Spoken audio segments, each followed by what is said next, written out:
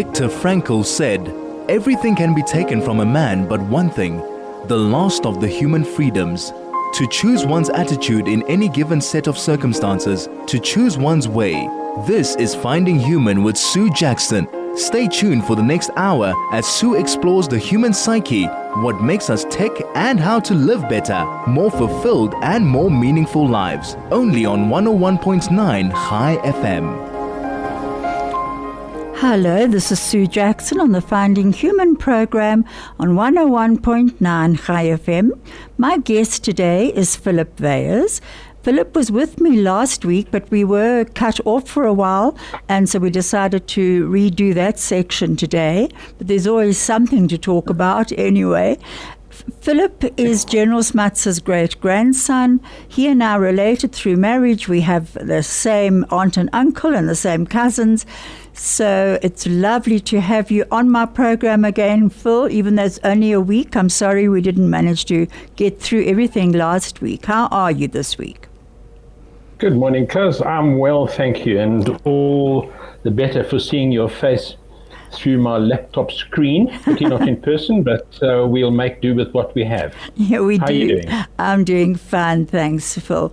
You know, Peter Bailey has just sent me a message to say that 21 of the IDF soldiers were killed yesterday.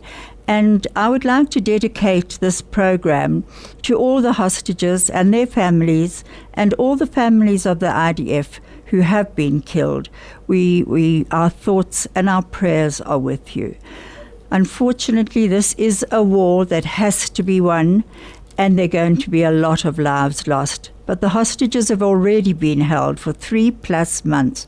I mean, who on earth holds hostages for that long? You know, Douglas Murray, who I know you also follow him, he's a British author and political commentator. He said, most of the people who think they know how to execute Israel's war against Hamas have never executed a war. Indeed, most people who think they know exactly how the IDF should be running in this conflict have never even been near a conflict. Isn't that true? 100% correct. Absolutely true. It's the one negative. Before I get to the negative, though, I just want to say that the families and friends of the hostages, I feel desperately for. I feel for my friends in Israel, who all of whom, and my family in Israel, all of whom have somebody who has been deployed, and then those who have lost somebody, whether in the 7th of October or subsequently in the army actions. I feel terribly for all of them. I really, really do.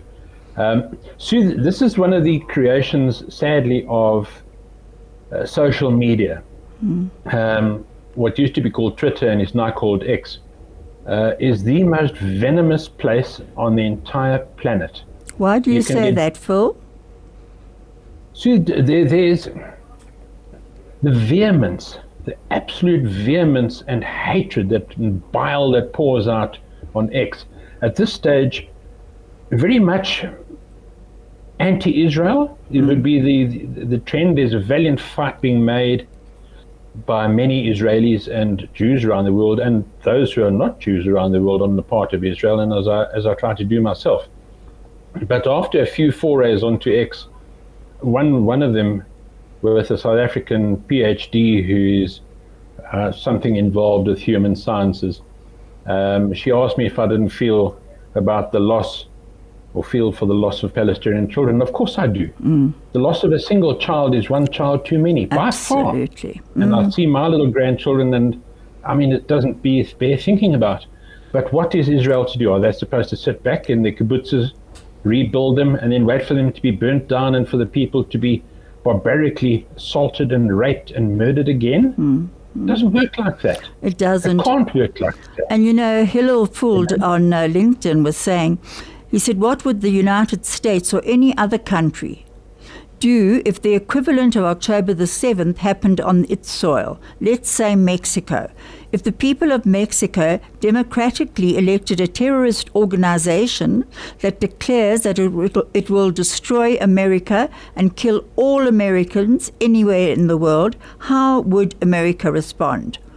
now pretend that that government sent in tens of thousands of rockets that landed on American soil. One morning, that government, totally unprovoked, sent in thousands of terrorists that butchered, massacred, raped, maimed tens of thousands of American civilians, the equivalent of 1,200 Israelis proportionately. Imagine that they took thousands of American hostages, including babies, women, and children, who they then tortured, raped, and used for psychological warfare against the United States. What would America do on the equivalent of their October the 7th? And he goes on to talk about declaring war, cutting off all aid, totally flattening Mexico. So, Phil, that is the reality, but unfortunately, it's not how people see it. You are a great friend of Israel and the Jewish people, and my cousin, and we really need friends like you now. What is it about Israel that you love? I think the people. I think the guts, the balls, the determination. I think what Israel has provided mankind. Every time I did it last night, I plug a flash drive into my computer, it's a SanDisk. It's Israeli. The finest navigation system that I know, the one I enjoy the most, is Weyers. That's Israeli. It was so good, in fact, that Google had to buy it. And there are so many other things. I think as well that there are two other elements. The one is ancestral conviction, if I could put it that way. My great-grandfather, my grandfather, my father, my mother, and so I never grew up with any anti-Semitic bias. There was none of that in my house at all. And in fact, I'm not sure if I remember to mention last week, a number of the judges on the Pretoria bench and advocates at the Pretoria bar before that were very close friends of my father. Not least of all, probably most of all, Judge Henry Price, who was an absolutely wonderful gentleman. And so I didn't have this bias. And then if you read about the convictions that the Obas had in terms of why Israel should exist, it all makes solid sense to me on a number of levels. When Philip talks about the Obas, for people who are not in South Africa or not from South Africa, that is General Jan Smuts that he's talking about, his great-grandfather. So that's the Obas. So just to qualify that as well, the term Obas is not one apartheid-based old master. It is what the family, the children and grandchildren called him. Yeah. They called him Obas. So there's nothing, it's a family term, nothing more than that. But he was, having grown up as a fairly conservative Calvinist, with his also equally conservative, obviously, parents, he read as I did, where the Jews came from. And he was quite convinced about that. And if he, with his intellect and so on, was convinced, then why should I not be? And of course, I did my own reading, and I've been supplied with mountains of information by yourself, by Peter Bailey, our mutual, very dear friend, Joel Klotnick in Renana, and a number of others who have provided me with so much useful information which has sought to reinforce my point of view. We'll get back to that. Thank you, Phil. Thanks, Craig. This is Finding Human with Sue Jackson, only on 101.9 High FM. Hello, this is Sue Jackson on the Finding Human program, and my guest today is Philip Weyers. Philip is General Jan Smuts' great-grandson. If you'd like to SMS us, you can on 34519, or you can telegram us on 061 895 1019. Last week, Philip and I were together, and we were cut off for a while. If you'd like to pick up that podcast, it actually came through quite well, I thought. And you can pick it up on either the High FM podcast section on Google, or you can Google Sue Jackson High FM on YouTube, and we are there.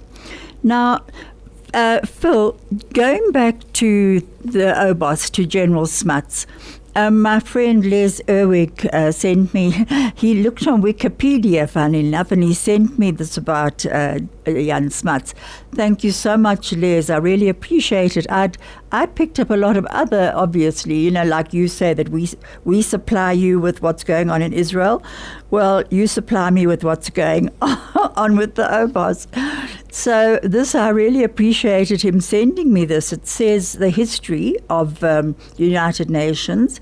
In 1965, the stamp of the United Nations with the preamble to the Charter. There's a picture.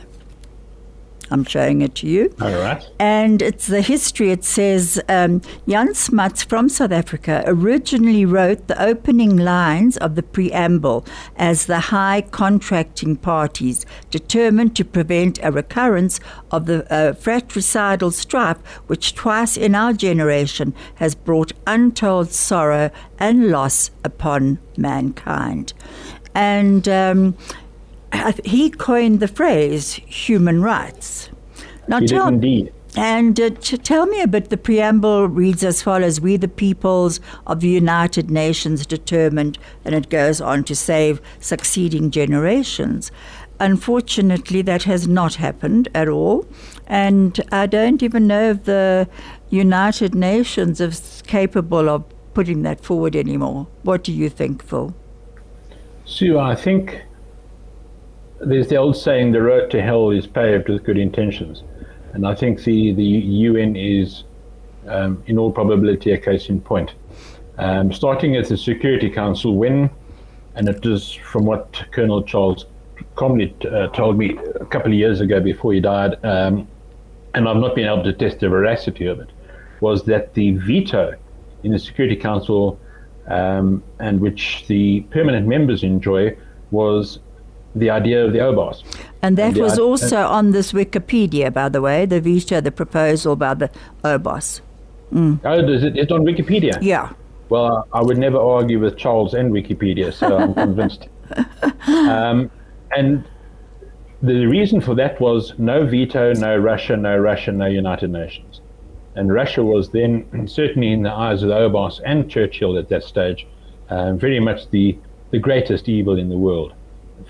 Being faced by the world in communism, and that is all good and well, but what it does mean is that when Russia attacks Ukraine, they are able to exercise their power of veto to negate any Security Council decisions. The other fact is that I think the United Nations, in terms of the General Assembly and its operational arms, and here particularly UNRWA, which is the UN Agency and Relief Works, or the Relief and Works Agency, dedicated to the Palestinian refugees. And I think the intentions there, again, are very good.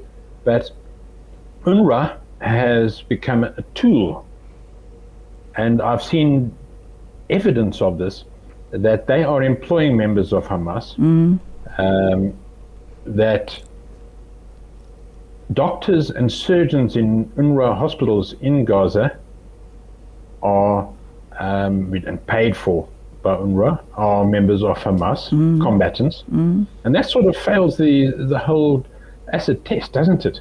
And even in the schools, they're teaching, hating the Jews and Israel and doing away with it in the UNRWA schools, and also the hidden tunnels and weaponry in those schools. I mean, I found it horrific what they've been finding. No, it's awful. If my little 8-year-old grandson was made to march around with a wooden AK-47 dressed in camouflage, I mean, what's the world coming to? Yet there, it's normal.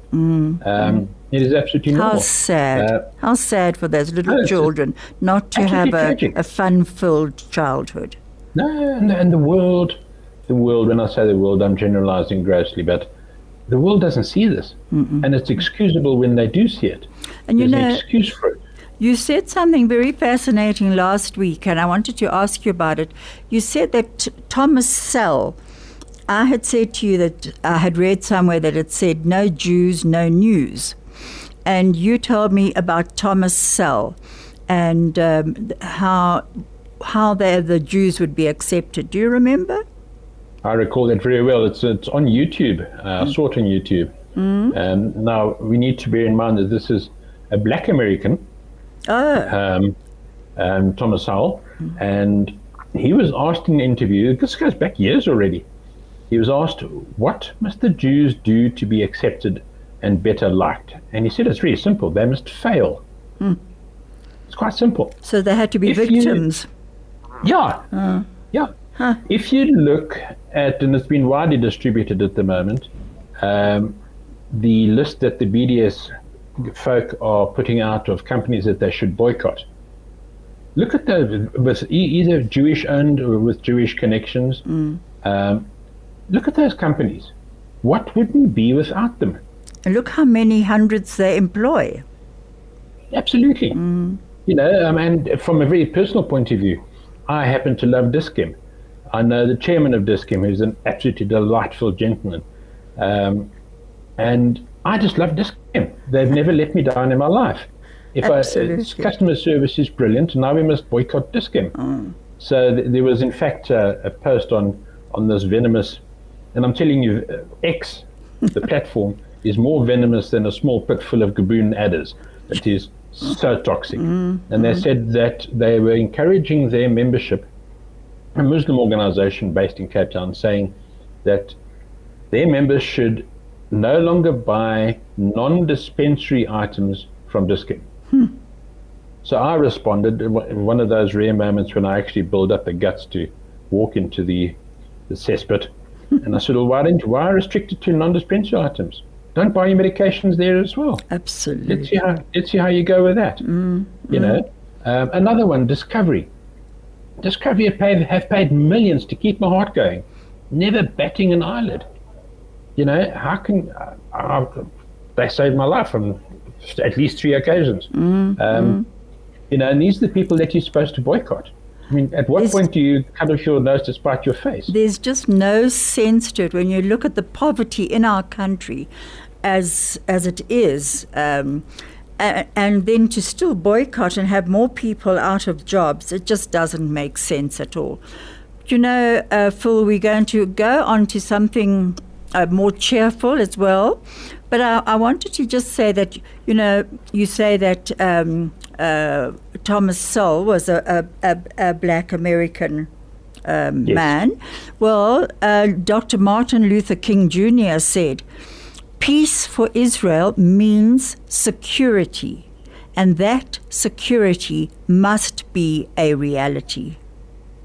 And that comes from Martin Luther King Jr.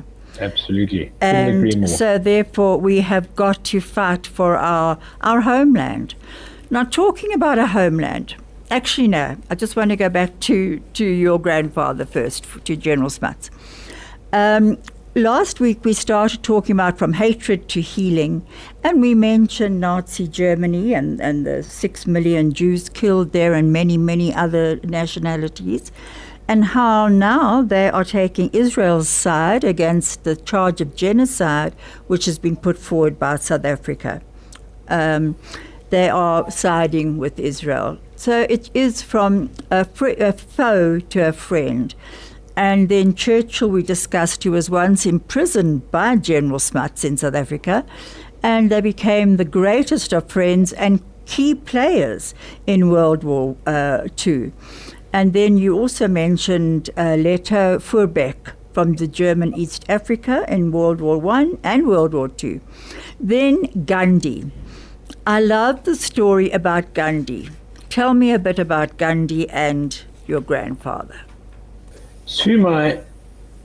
Gandhi arrived in South Africa, and as he'd been briefed on a case, and at the time climbed onto a whites-only train, from which he was removed, and it sort of escalated from there with his peaceful resistance, and the Obas eventually had him thrown into jail. But the interesting thing there, and subsequent years bear the point of view out, Gandhi and the Obas never disliked each other, and they always had respect for each other. When Gandhi was in jail, he made the Obas a pair of sandals, handmade, which the Obas wore, I believe, for years afterwards, and then decided to give them back to Gandhi and said that he was not worthy to walk in shoes that Gandhi had made. And the Obas also said that it was his misfortune to be the antagonist of Gandhi. And it's also interesting that in later years, with the partition, India and Pakistan, Churchill was not keen on Indians and even less keen on Gandhi. He didn't like any of them particularly, and Gandhi most of all. And Gandhi then wrote to the Obas and said, you should better intervene in this, please, because if I and my followers are not included in this partition deal, there will be no deal. And the Obas dutifully said to Churchill, you better wind your neck in a bit. And he was the only one who could say that to Churchill. Yeah, he probably was. Yeah, other than Clementine. Yeah, I agree with you. And that's in fact what transpired. As we know, it wasn't an entirely happy marriage. The partition. Kashmir remains today under great dispute, and they fire shots at each other every once in a while, India and Pakistan. But certainly without Gandhi, it would have not got to that stage, and without the Obas, Churchill would probably have ignored Gandhi and his tens of millions of followers. So they had a great and healthy respect for each other. They never did do tea, unfortunately. I think that would have been very nice had that been possible. But that's another culture that is immensely old and so worthy of taking seriously, the Indian culture. And I love them. I think they're lovely people. I happen to enjoy their cuisine very much as well. So I think they're superhuman beings. You know, a letter from Gandhi to General Smuts said that in this letter, Gandhi urges Smuts to take the Indian question more seriously. But perhaps the most important thing about this content is the tone. Of all the letters between Smuts and Gandhi, this is perhaps the most forthright, and it actually gives a good sense of how Gandhi was able to approach Smuts. So obviously he felt he would be heard, and he approached him like that. And then this little thing about the sandals, it said the extract from the essential Gandhi records, what Smuts said to the Mahatma when he returned the sandals, he had given him decades earlier. His work in South Africa finished. Gandhi left South Africa with his wife in 1914, and before he departed, he sent General Smuts a pair of the sandals, as you said, as a gift.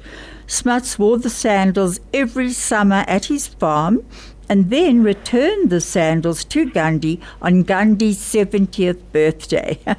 And Smuts remarked, I have worn these sandals for many a summer, even though I may feel that I'm not worthy to stand in the shoes of so great a man. It was my fate to be the antagonist of a man for whom even then I had the highest respect. And which that was what was written.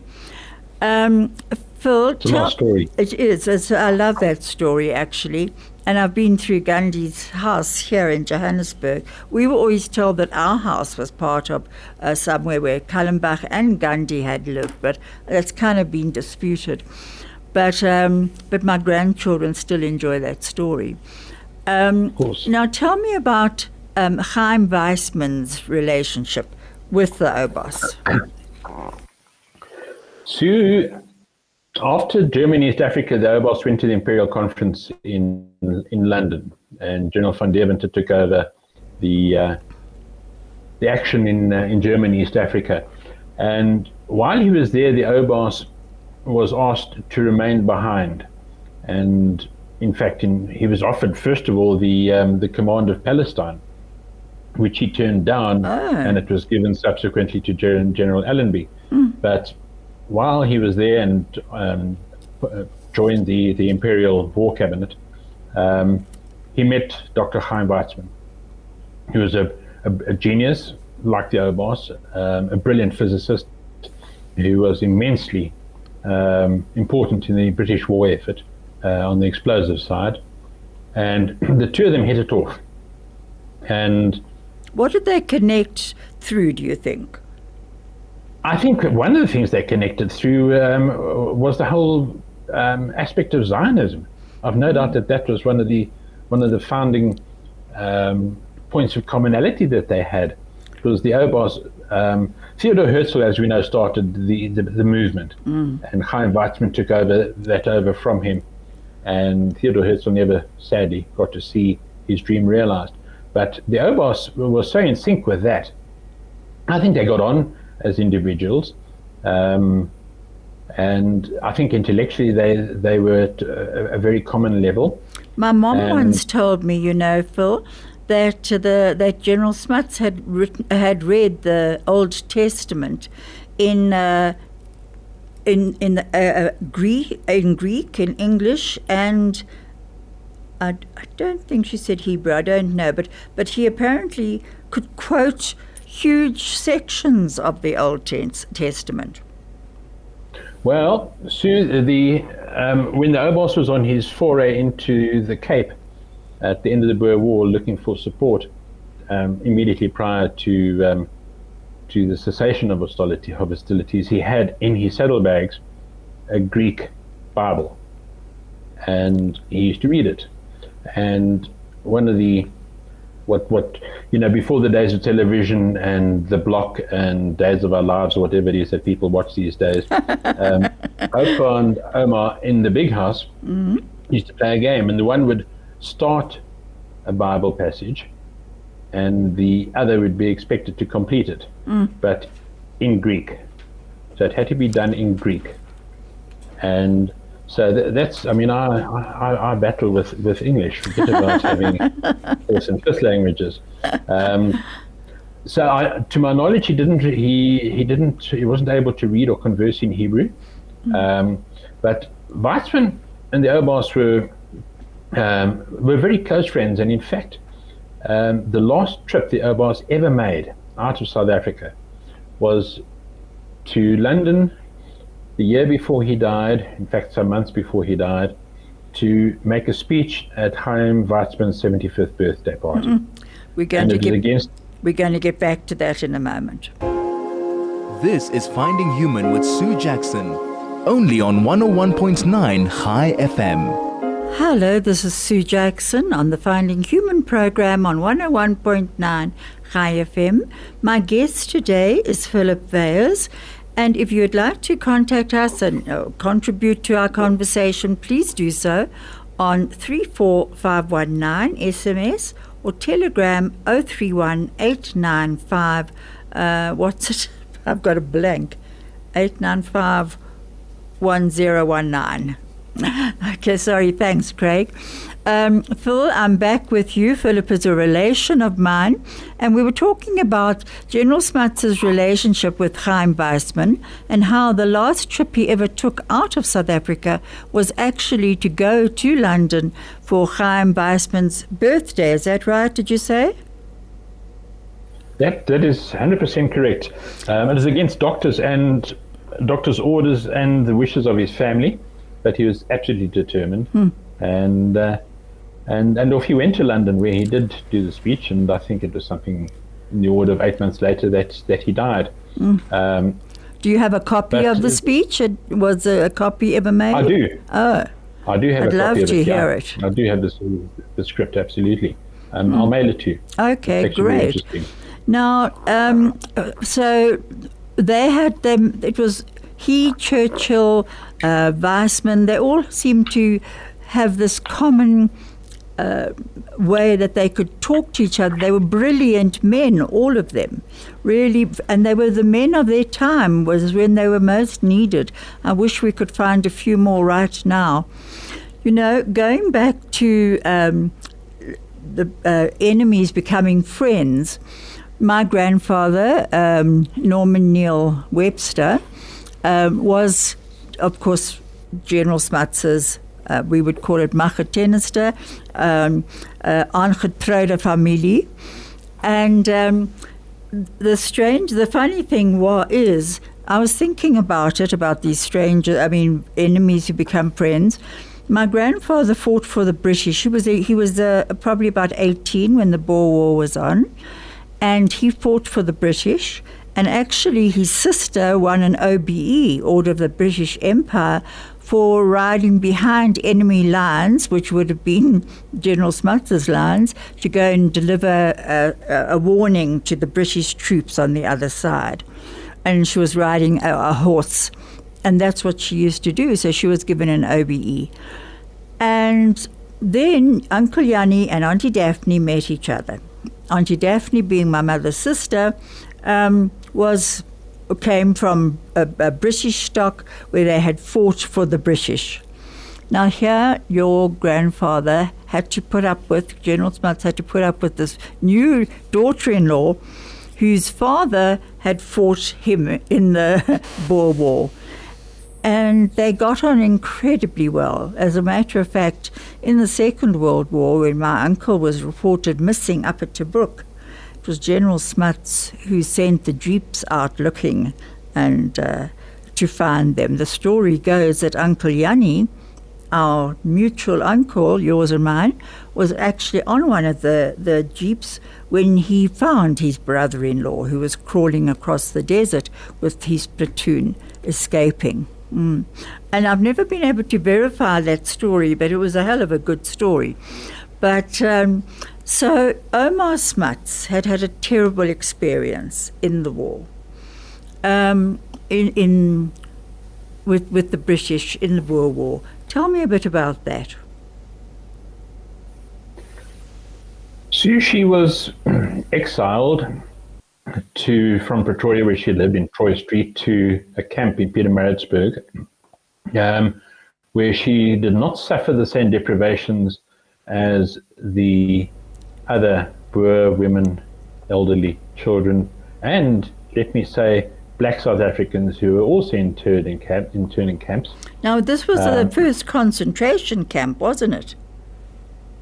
Yeah, those are the concentration camps, yeah. And she went down. There's one in Irene where I grew up as well. And it took her a lot longer. She lost 3 children during that time. 2 just before the Boer War and 1 during the Boer War. So my grandmother, who was the first to survive, was in fact the 4th child. Gosh. And she didn't have, as I say, the same deprivations as the other inmates of the camp, but she had a daily inspection where they'd come and see that she was behaving herself and wasn't up to anything clandestine or. And what she had done was, there were certain papers that were confidential and should not fall into British hands, and she rolled them into tubes and put them into the curtain rods, which were bamboo, and those bamboo curtain rods are still in the big house in Irene today. Yes, I saw them. but she hated the British with such a passion that she determined that all her children would be born under the Vierkleur, the Transvaal Republic flag. And so it was. They all were. Oh, even Uncle Jannie. A flag, every single one of them. The flag was hung on the wall behind the bed. Yeah. Each of her children was born. Gosh. And then came the great indignity. And Oma had to, shall we say, change her ways and her allegiances and her feelings. The second daughter, Katerina, married a guy called Bancroft Clark. Oh, that's right, yes. Was to become the chief executive, the MD, and then later the chairman of Clark's Shoes in England, the Clark's dynasty. And, or as the Americans say about the program, the dynasty. So anyway, very English. He was very English then. Very much, and lived down in the West Country in Somerset, where they make scrumpy, which is the most glorious nectar on the planet, and all Quakers. Oh, so, wow! Yeah, they tended to, shall we say, take a tipple surreptitiously. Because strictly speaking, they didn't drink. Yes. Very difficult when there's scrumpy on the table. But Omar then came around, and in fact, she I think had the same level of affection for the British and the English as the Obas did in later years. Kathleen, the foster daughter, was married to, was engaged to a fellow called Peter Burns' father, Clutie, who was on the aircraft that crashed at Kusumu on Victoria, killing General Dan Pienaar. And he was English speaking. And then Louis and Delaray Smuts, the youngest daughter, she married a guy called Dennis McEldowie. That's right, yeah. Certainly not a name that one would find commonly in Bloemfontein. So, you know. We're going to get back to the other children. This is Finding Human with Sue Jackson, only on 101.9 High FM. Hello, this is Sue Jackson, and my guest today is Philip Weyers. And the time is going so quickly. We were going to talk about his migration to Brisbane, but we'll do that another time. But you can SMS us on 34519 or telegram us on 061 895 1019. Phil, you know, a friend of mine said what she would like me to actually tell is the story of, because you were talking about the Omar Smuts' children and General Smuts' children marrying out of the faith and marrying out of the language and the culture, which is really amazing that she accepted all of that. And then, of course, our mutual Uncle Yanni married Daphne, my mom's sister. And, we, on a funny note, when Leon, my husband, and I got married, we were different faith, of course, and we were told we had to get married in court. And my mother was not having her daughter marrying in court. It was just an indignity that she was not prepared to put up with. And the magistrate refused to come to the house. So my mother used the Smuts card. And the magistrate in those days in Vereeniging happened to be a United Party follower. And my mother said, well, it's such a pity that you're not prepared to come to my home because my brother-in-law is going to be there. And the magistrate was not particularly interested. He said, well, bring him to the court. She said, how can I possibly bring my brother-in-law, Yanni Smuts, to the court? Well, we got married at my parents' home. The magistrate decided he wanted to meet Uncle Yanni. He's frozen for now. Phil, you've frozen again, which is what happens every now and again. And I wanted to discuss with him the Abraham Accords, the series of agreements to normalize relations between Israel and several Arab states. This is Finding Human with Sue Jackson, only on 101.9 High FM. Hello, this is Sue Jackson and my guest, Philip Weyers. We've actually lost a bit of signal again, but I would like to just say that Elie Wiesel said, religion is not man's relationship to God. It is man's relationship to man. And I think that is so important for us to remember. You're going to be listening to a song called Soul Shine. And it said, in a time when the world needs it most, this song around the world serves as a beacon of hope and a reminder that music transcends borders and unites us all. Thank you, Judy Erwick, for sending it. I really appreciate it, Jude. And the words say, soul shine is better than sunshine, better than moonshine, and better than rain. When the world seems dark, let your spirit take control and do your soul shine. Thank you so much, Philip, for being with me. Thank you, Craig. Thank you, Makundi. And thank you, Busi.